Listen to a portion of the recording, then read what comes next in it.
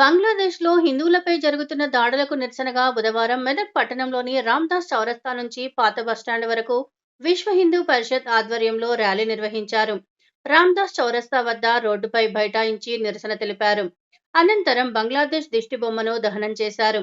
ఈ సందర్భంగా జిల్లా అధ్యక్షుడు పబ్బా సత్యనారాయణ మాట్లాడుతూ, బంగ్లాదేశ్‌లో హిందువులపై జరుగుతున్న దాడులను తీవ్రంగా ఖండించారు. బంగ్లాదేశ్ మారణకాండను దేశంలోని ప్రతి ఒక్క రాజకీయ పార్టీలు ఖండించాల్సిన అవసరం ఉందన్నారు. బంగ్లాదేశ్‌లో హిందువులపై దాడులు వెంటనే ఆపాలని, లేకుంటే బంగ్లాదేశ్‌కు తగిన గుణపాఠం తప్పదని హెచ్చరించారు. ఈ కార్యక్రమంలో విశ్వ హిందూ పరిషత్ నాయకులు తదితరులు పాల్గొన్నారు. జరుగుతున్న బట్టి మారణకాండ ప్రతి ఒక్క హిందువు మన దేశంలో ఉన్నట్టు ప్రతి ఒక్క రాజకీయ పార్టీ కూడా ఖండించే అవసరం ఉంది.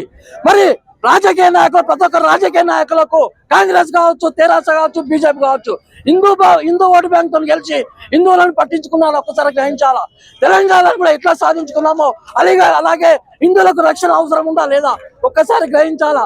మరి ఇప్పుడు మన సనాతన ధర్మం ఉంటేనే, మన దేశం ఉంటేనే మనం స్వేచ్ఛగా బ్రతకగలుగుతాం. మరి బంగ్లాదేశ్ మారగానే మైనారిటీ అయిన తర్వాత మన దేశంలో కూడా ప్రతి ఒక్కరికి ఇదే పరిస్థితి వస్తుంది. మరి మన డబ్బు ముఖ్యమా, మన పిల్లలకు భద్రత ముఖ్యమా ఒకసారి ఆలోచన చేయండి. వందల కోట్లు వేల కోట్లు సంపాదిస్తున్నాం, ఎవరి కోసం సంపాదిస్తున్నాం? ఈ బిల్డింగ్లు ఉంటాయా ఒకసారి ఆలోచన చేయండి. ఫ్యూచర్ మన పిల్లలకు భద్రత లేదే మనకు దేనికి?